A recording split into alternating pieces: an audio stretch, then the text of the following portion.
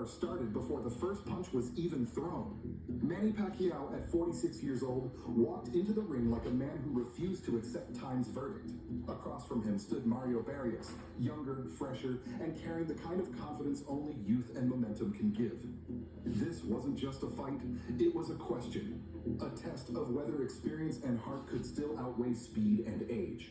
The lights at the MGM Grand felt heavier than usual. The cameras zoomed in on Pacquiao's face, calm but determined, his gloves tapping together in that familiar rhythm. Barrios, meanwhile, looked unshaken, almost impatient to prove he belonged on this stage. This was billed as Barrios' grandest moment, but for Pacquiao, it was something deeper. A chance to remind the world why he's considered one of boxing's greatest underdogs. From the opening bell, the crowd didn't just watch, they held their breath. Every Pacquiao step carried decades of history. Every Barrios jab felt like a challenge to that history. It was youth against legacy, hunger against defiance. No one in that arena knew how the night would end, but everyone knew one thing for certain. This was going to be a battle of will as much as skill.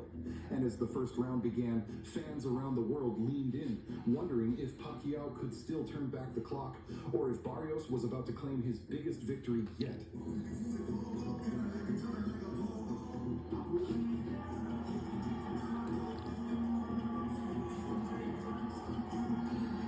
This wasn't just another fight on the calendar, it was a collision of eras. Mario Barrios came into this night riding the momentum of recent wins, his style refined and his confidence soaring after proving he could hang with the division's toughest contenders.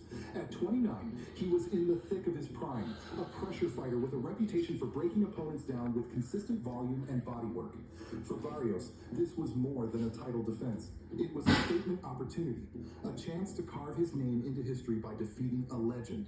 Manny Pacquiao, on the other hand, entered the ring with more questions than answers. His last official fight, a loss to Yordenis Ugas, had many wondering if time had finally caught up to him. He had taken years off, and at 46, the idea of jumping back into elite competition seemed impossible to some. But Pacquiao has never been a fighter who accepted limits. This fight, as he had said in interviews, wasn't about chasing belts or proving anything to critics. It was about proving it to himself. The stylistic matchup had fans buzzing long before the bell. Barrios' long jab, size advantage, and commitment to the body were expected to test Pacquiao's aging legs. Meanwhile, Pacquiao's unpredictable angles, darting in and out rhythm, and legendary hand speed were the X factors. Analysts debated endlessly.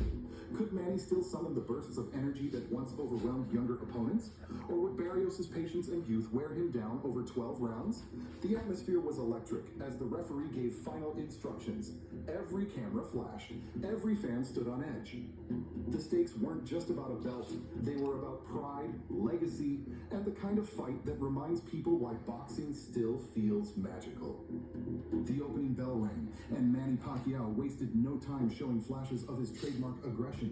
He darted forward in those signature quick steps, throwing a crisp 1-2 combination that split Barrios' guard in the first 30 seconds. The crowd roared.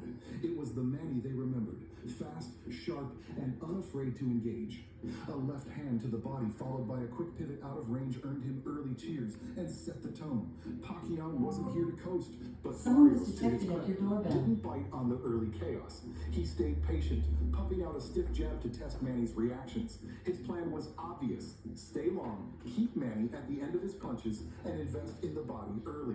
In the first round, though, Pacquiao's rhythm was just too quick, but Barrios' right hook in an exchange drew another wave of excitement from the crowd, reminding everyone of his uncanny ability to find openings in tight spaces.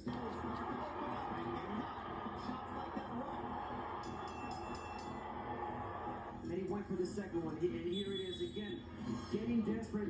The second round saw Barrios settle in. He began throwing combinations off his jab, touching Pacquiao's midsection with short, thudding body shots. Manny answered with flurries, darting in and out, but Barrios' size advantage was noticeable. Every time Manny lunged, Barrios would lean on him slightly, forcing clinches and making him carry weight. Round 3 was the most competitive of the opening stretch. Barrios started timing Manny's entries, landing a clean jab jab followed by a quick left hook as Pacquiao stepped in. Manny, unfazed, fired back with a blistering four-punch combination that split Barrios' guard, forcing him to backpedal for the first time. The crowd exploded as Pacquiao darted forward again, but Barrios absorbed the shots well, rolling with the punches and digging another left to the body before the bell. When the third round ended, the commentators were already debating. Pacquiao's speed is still there, but can he keep this pace for 12 rounds? One asked. Barrios, calm in his corner, nodded to his trainer. He had survived the initial storm and was beginning to find his timing. By round 4, Mario Barrios looked far more comfortable, and the subtle shift in momentum was clear. He began dictating range with his jab, doubling it up and mixing in a sneaky right hand that started finding Pacquiao's face more consistently. Manny still charged in bursts, but Barrios' timing improved. He was no longer just defending. He was countering.